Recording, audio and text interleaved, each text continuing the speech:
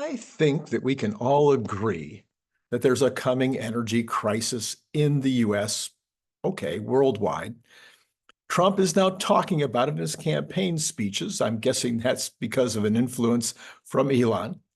The crisis is not in the kind of energy we're producing, although some in some communities would say so, but rather it's in the needed amounts that we will require for growth, for electrification, for data centers, and even for Bitcoin mining. As Elon has said for a long time, the necessary energy production is not in the pipeline presently for what we're now discovering we're going to need for these data centers, much less for the other things. 100 years ago, when I was in university, I wrote a paper for an economics class. In that paper, I proposed that gold was not the right standard for valuing world currencies. I proposed that energy should be that underlying value. At the time, and even now, countries dig up gold and then they redeposit in vaults as some kind of hedge, some kind of underlying value to support the country's financial standing. These vaults of gold no longer have anything to do with our currencies or a promise of repayment through gold. But if a country creates a currency based on full faith and credit of that country, and therefore the dollar or euro or pound is a note that needs something to back it, we could think in terms of the assets of that country in total, which would be pretty complicated. Or we could think of it in terms of the energy assets, which would be doable. So I'm not proposing that system today, but I am going to suggest that there's no greater determiner of wealth for a nation than the per capita use of energy. Almost every human endeavor requires the tapping of energy. So if it is reasonable and ethical to desire the best possible standard of living for every person under the jurisdiction of any government, and I believe that that is also embedded in the United States' Declaration of Independence, then a focus on energy resources and distribution would seem a proper place to begin any economic plank by anyone running for elected office.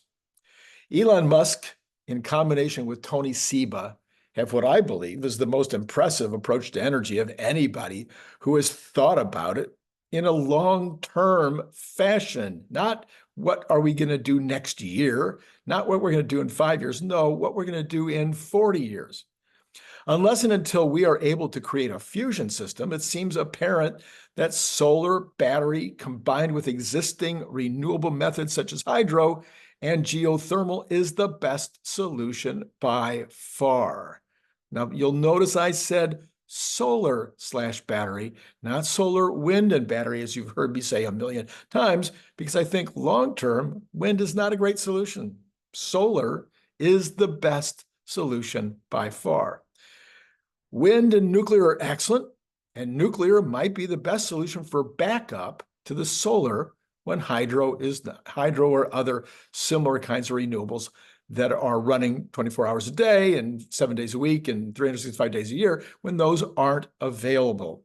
So nuclear, I believe, is that solution. And China certainly believes that, and they're producing nuclear facilities like crazy. So why not us? Why not the rest of the world? But what seems to be critical above all in this is the new grid and the smart transition. What we need is a new grid and a smart transition to such a new grid and methodologies for production. Much like the layout that we had of the rail systems in the 17th and 18th century and the highway system that were so important to a thriving U.S. economy in the 20th century, the layout of the new energy grid is the infrastructure challenge of this generation. The distribution of that system using local production from roofs, covers on parking lots, solar farms, etc., and moving from there to regional production and regional backups is something that should take on moonshot importance. We should be looking at this as a 15-year plan, let's say, maybe even a 10-year plan to completely transition the United States to such a system. It would make this U.S. economy the first in the world by a long shot and the most secure in peace and even in war. And once again, if China can make this massive, massive investment in solar and this massive investment in nuclear, while at the same time continuing to build coal plants, why can't the U.S. do it even better and faster? I'm asking you, and I'm asking everyone. So I'm proposing that whoever's elected this fall, that they call on Elon and Tony to head up a brain trust that would design and execute on a plan to get the grid switched over even faster than the Chinese are doing now. Nothing would bring more improvements to the quality of life in the United States. And it is critical if we're going to build the necessary energy supply for BEVs, AI data centers, Bitcoin mining, in addition to electrifying the vast majority of every other energy use that is now using non-renewable sources of energy.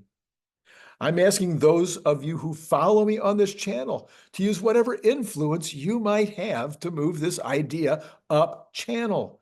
Do you have somebody that you're connected to? Do you have some power, some influence?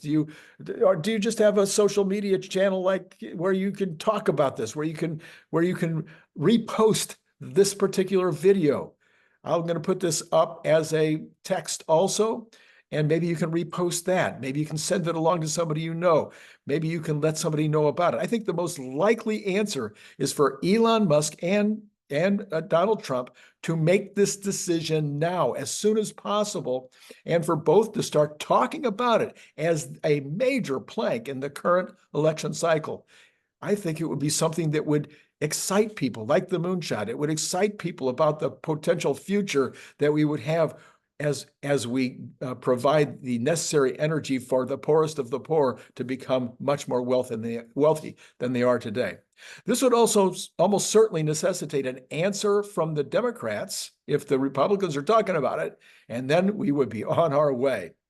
Well, let me know in the comments below what you think you could do to further this idea. Or maybe you don't like the idea at all, or maybe you think it has flaws, or you have some ways to improve it. I'd love to see that in the comments below as well. So who can you send it out to now? Could you repost? This will be posted, of course, on X. Can you repost it up on X as just a starting point? Could you possibly like and subscribe? That would be great right now.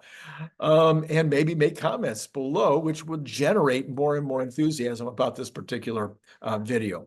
Anyway, speaking of great videos, I did a video yesterday with Larry Goldberg. You know, this was Larry Goldberg's life story, and your comments about that video are absolutely stunning. I'm so happy I did it with Larry. We did one, of course, a week or so ago with Boomer Mama, Alexandra Mertz, and both of them have received really a lot of phenomenal comments because their lives are genuinely super interesting and exciting. And I think that you will benefit from taking a look at that. I'll put Larry's up right here. Okay, other than that, for right now, it has been great talking to you.